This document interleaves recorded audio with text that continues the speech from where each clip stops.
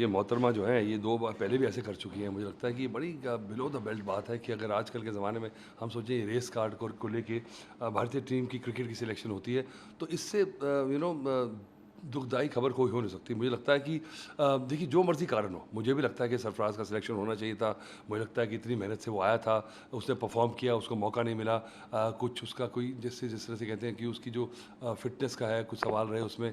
Coach की भी धारणा हो सकती है, कप्तान की भी। मुझे लगता है कि उनका अपना मानना है, ये उनकी अपनी राय है, ये उनका अपना ओपिनियन है, पर ये बात नहीं है। पर जिसने परफ़ॉर्म किया है, उसको सिर्फ़ अपनी राय से, अपनी धारणा से आपको निकालना बड़ा गलत है, क्योंकि मैं ये मानता हूँ साथ में सिलेक्टर्स के पास ये भी प्रेशर है कि बहुत सारे लोग परफ़ॉर्म कर रहे हैं एकदम से, और इसको अभी परफ़ॉर्मेंस जो है immediately current Dilip trophy, Ranji trophy की जो परफ़ॉर्मेंस है, उसको देखते हुए वो थोड़ा-सा कम नज़र आ रहा है। पर जिसने पहले किया हुआ उसका, क्योंकि क्रिकेट की एक प्रोप्राइटी है, एक एथोस है कि जिसने पहले किया उसको पहला मौका मिलना चाहिए।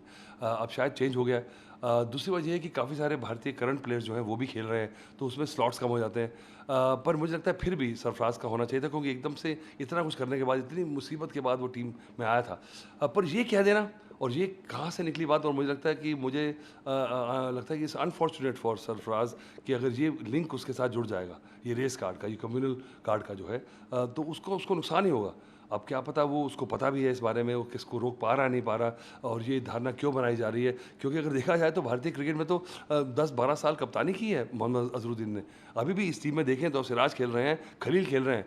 तो ये बात कहनी कि उनको इस करके बाहर बाहर रखा जा रहा है, ये बड़ी अटपटी बात है और ऐसी होनी नहीं चाहिए। अगर इसको आप एक कहते हैं ना कि मोहरा बनाया जा रहा है एक पॉलिटिकल गेम में, तो वो तो सबसे बड़ी बात है। तो मुझे लगता है ये जो हमारी पार्टीज़ हैं, पॉलिटिकल पार्टीज़, इनको सोचना चाहिए कि आप कि कुछ कहने से पहले आप सोचें कि क्या उसका रेपरकशन उस खिलाड़ी पे क्या होने वाला है, आगे जाने वाला क्या होने वाला है, और उससे हमारे क्रिकेट को कितना नुकसान होने वाला है। क्योंकि हम फॉर्मर क्रिकेटर्स हैं, हमने कभी सोचा ही नहीं इस बारे में कि ऐसा भी होता होगा, ऐसा होगा। हम कोई खिलाड़ी को देख रहे हैं, हम कोई सोचते नहीं कि कहाँ से है वो। तो अगर ऐसा होता तो कोई क्रिकेट की टीम, क्या कोई स्पोर्टिंग टीम बन ही नहीं सकती है।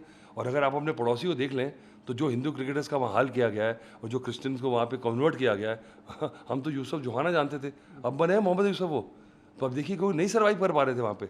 आप दानिश कनेरिया की स्टोरी सुन लें और बड़े-बड़े के दलपत की बात से शुरू कर लें, तो वहाँ अगर देखें तो वो इसीलिए था हमारा, क्योंकि we were in a higher model platform, कि हमने इस बात में कभी दिन, और हमारे बड़े से बड़े खिलाड़ी जो हैं वो इस कम्युनिटी के हुए हैं। और इस कम्युनिटी के बारे में सोचना क्रिकेट के मैदान पे सबसे बड़ी बेवकूफ़ाना हरकत हो सकती है, और ये मोहतरमा समझ नहीं रही हैं, और इनके मुंह में थोड़ी लगाम देनी पड़ेगी, क्योंकि इन्होंने पहले रोहित शर्मा पे बातें करी थी। तो ये मॉरल टीम का डाउन कर रही हैं कि हमारे काम आ रही हैं, कि हमारे ही बेड़ियों में पानी डाल रही हैं। इनसे पूछें, और ये जिस पार्टी के हैं उन पार्टी को भी सोचें कि आपको ये ज़्यादा नुकसान कर रही हैं अपना मुंह खोलने से।